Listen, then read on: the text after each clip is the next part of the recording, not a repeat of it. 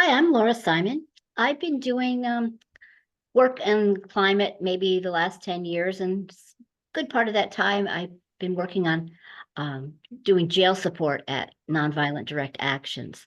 So this is a training that we've recorded for Declare Emergency on folks who may be interested in doing jail support at Nonviolent Direct Actions. Hi, my name is Cece Russell Jane, and I want to support activists who are putting themselves on the line for climate change. I think it's so important. I learned about jail support, about this role from watching experienced advocates like activists and advocates like Laura. And also, as my mama used to say, by being thrown into the deep end of the pool. It's a privilege for me to share these fundamental ideas and procedures with you. So, to begin at the beginning, jail support, pre-action supplies. One, you will need Ziploc bags, a marker, and post-it notes or a notepad. And also, you will need a bag to carry those things in, and possibly a few other personal possessions of activists if you need to transport their possessions in these bags from the site to the police holding station by public transportation, say. So, Laura, let's get into what steps are required for jail support. Why don't you take that? Sure. So jail support steps, and I feel it's great if an experienced jail support person attends any of the meetings and the trainings leading up to a direct action, because they can make sure the folks who are wanting to be in that direct action get some of the information from the jail support perspective. Like everyone planning to attend should fill out a jail support form. And we're going to put that up here for you to look at. For example, on that jail support form is your name, a contact person. Right now, I can't see the form, so I'm going to ask Cece to put it up again, just so you guys can see it. Oh, perfect. Now we can see it. Arrestees should show up to the action with their ID and $40, unless people from that area, whoever's having the action, has other information. I've heard $50 sometimes. The jail support folks will collect your phones and wallets and keys and put them in the Ziploc bag and write your name on it. So we make sure the stuff gets returned to you after the action, in most cases after, if you're being arrested. All who attend the action should consider limiting what they have on them, because even those who don't intend to get arrested could get arrested. So I know that Cece has this thing about phones, but it's important for her to tell you about phones and nonviolent direct actions. Thank you. I do happen to love my phone. So, one moment, please. All right. So about phones. One second. I have a few notes here. I wanted to make sure I got to tell you everything about them. So, on the telephones, we advise against taking phones with you into the jail because police will take them and they will have access to all of the information on them. Following that, it's important for everybody who is involved in an action to take off their facial and fingerprint recognition from their phones because police can use that to access personal information and your messages. Now, while I do love my phone, I adore my accessories. So, on that note, I'd like to remind folks that jail support will not be collecting backpacks or keeping them for you. If you want somebody to keep your backpack, you need to have a friend or a family member take care of that for you. Also, about jewelry, we advise activists not to wear any jewelry or anything that can be stripped or ripped from their skin while they are being processed by police. Now, let's focus on the day of the action. Is there anything that needs to happen before the day of the action, Laura? Yep, yep. All arrestees, jail support folks, the action leaders and legal advisors should meet before an action. It's important for the jail support folks to see the faces of those who are considering arrest so that when the arrests happen, we can keep track of where everybody is. I like to ask the action leaders and those being arrested if it's okay when, especially if there's more than 10 people being arrested, I ask if it's okay when they are getting into, just before they get into the vehicle, a police vehicle, that they would just call out their first name because, that's just another way to help us keep track of everybody. Okay. And the jail support people, usually it's the day of the arrest, but sometimes it's online. We distribute the arrest forms to be filled out, which we talked about what that form looks like. Uh, we should make a list, the jail support folks make a list of everybody who has filled out the form that said they want to be arrested, because we'll use that list to keep track of people. Make sure nobody gets lost during the arresting process. That's important. So Cece, Wow. So that's it. This is it. Now we're already at the day of the action. So can you walk us through the responsibilities then of jail support? And can you explain it to us like we're 2 years old? okay, I'll make it simple. Let's see. So jail support has those Ziploc bags you picked up. Usually it's in the morning. We'll meet with the action leaders and people who are planning to be arrested. Sometimes there'll be some support people who attend that pre-action meeting, and we'll distribute the Ziploc bags, and folks will write their names on them. Okay.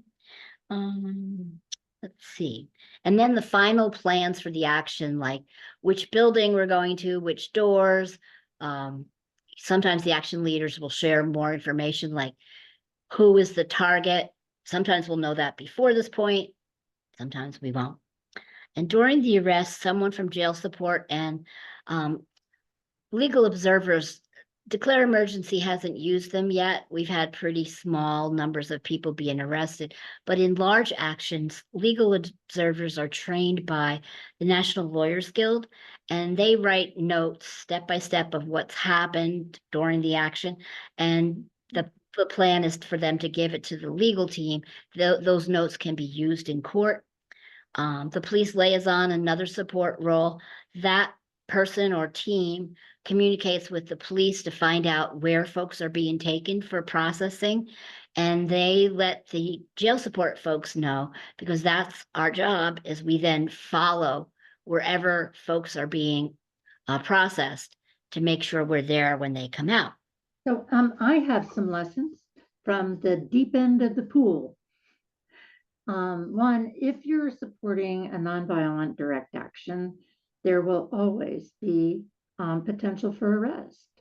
We strongly recommend following these procedures, even if arrests aren't anticipated, you just don't know.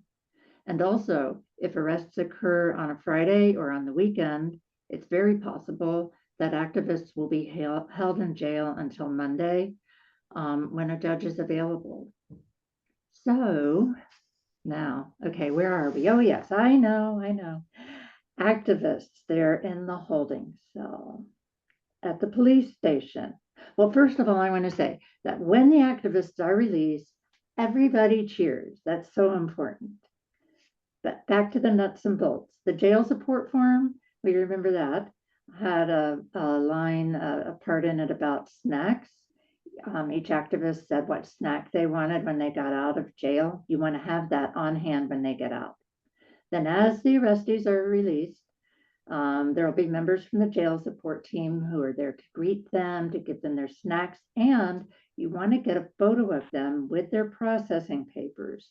And that photo will go to the team leader of the jail support, who will then pass it on to the legal team.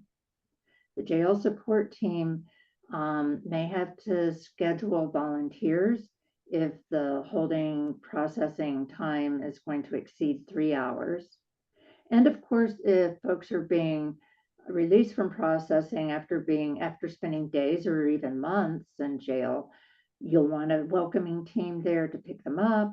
You'll want to help them with the return of their possessions, make sure they have food, and also that you've arranged for a place for them to sleep or to rest, whatever they need as necessary. On this note, I want to add one last thing, that jail support needs to or extends itself to circumstances when there are extended jail times. When jail sentences of a day or sometimes months are handed out, that's when those forms become really important, especially the part of what is it that you need, the part of the form that says, what is it that you need to survive in jail? And that will involve medications quite often. And often activists consider themselves to be strong and independent people, and they do not necessarily want a large group of people, or maybe anyone, to know that they are on medication or what their health needs are. And so, if possible, we recommend that a jail support team member be matched with each activist who's sentenced or who is doing some jail time. Ideally, somebody who they know or they're comfortable with. That jail support person would focus on their activist. And for example, they may have to call the jail to see if he or she has received their medication. It is important to ask activists if they want you to help advocate for them. For example, if they're getting an extended time in jail, do they want you to try to find a different lawyer or help them get their medication? Or if they would like you to, I ask ahead of time if they'd like me to be a liaison between them and their family members to let them know, for example, like there's been rules about writing to people, visiting folks, that kind of thing. Yeah, jails and prisons, they list their visiting hours online, and they also list writing rules.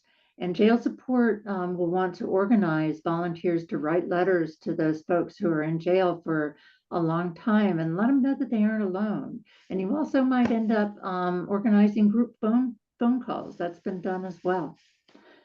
Laura, is there any information that you can think of that still needs to be covered or that you'd like to cover? Sure. Well, it's important to understand the organization you're doing this action with, because different organizations have different approaches to jail support. And mixed in with jail support is court support. And I found the best way to help with court support is to contact, well, I guess the head jail support person should do this, not everybody on the jail support team. Contact the lawyer and ask how you can be helpful. So I wound up doing some phone calls for our lawyer saying I'm his assistant, and that way we could get more information out of the jail, that kind of thing. You can improve support by listening to what the arrestees are saying, the activists. In one case, a woman said, I'm getting more time in my sentence than the other folks, and the court thinks I have this one case open. So we were able to research and find out that case was closed, as the activist said, and we got that information to the lawyer doing the current case, and they were able to get her out sooner because, an earlier day getting out of jail is a happier day for sure. And I think we're up to, Cece has a great invitation for you all. I say this on behalf of me and Laura, that if you are somebody who fights for the underdog and is willing to work within the system, and you want to do your very best to support activists, then this jail support role might be just the right fit for you. And I'm going to share my name, Laura Simon. We couldn't cover everything. And you can reach me on Signal Thanks for attending our training on jail support at Nonviolent Direct Actions. Thanks. See you in the street. Bye.